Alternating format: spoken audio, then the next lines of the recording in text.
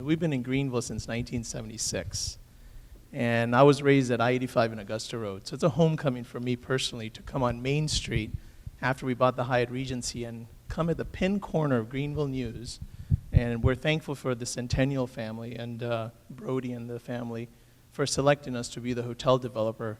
So the first thing is, what do you do to pay homage to this pin corner? It's probably one of the most important corners that we got to do everything right, because we're part of the fabric of the Main Street, part of the fabric of Greenville as a community, and it's like a trustee of that Greenville News building.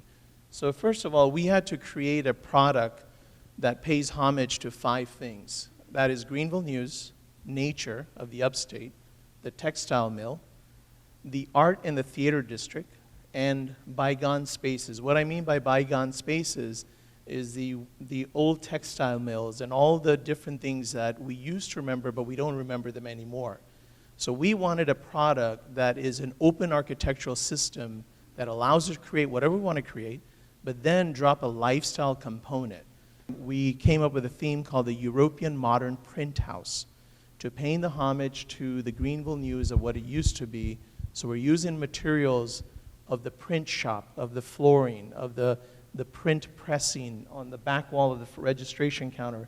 This is a visual of the entire entry into the lobby, and also the beams that used to be there in the old European print house or the Greenville News.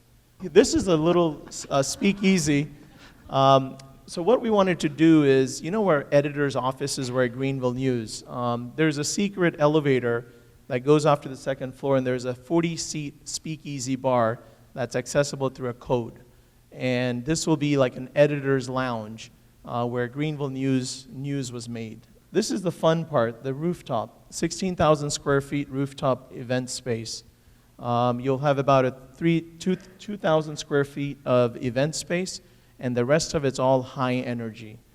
It has its own separate elevators from the plaza, and you'll be able to go straight up with an express lift. So you're not cutting through the hotel.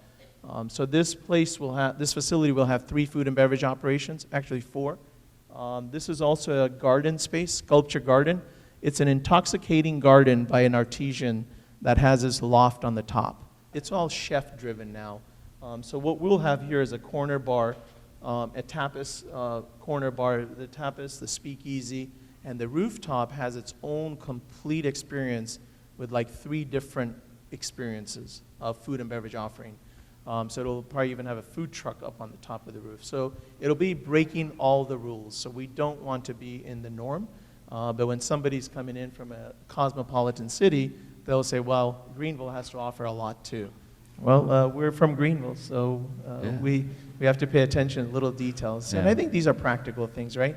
I mean, you don't want to build buildings that doesn't have a soul or a character. If I came to Greenville and if somebody brought me here, there has to be a story, and it has to be authentic. It has to be for the locals. You don't want to wake up and say, I'm in Seattle and I can just figure everything out as a prototype. But bring the Greenville story. Even our local market will be tied in with Swamp Rabbit Cafe. So we want all local infusion into this building. That's what we typically do on all our projects.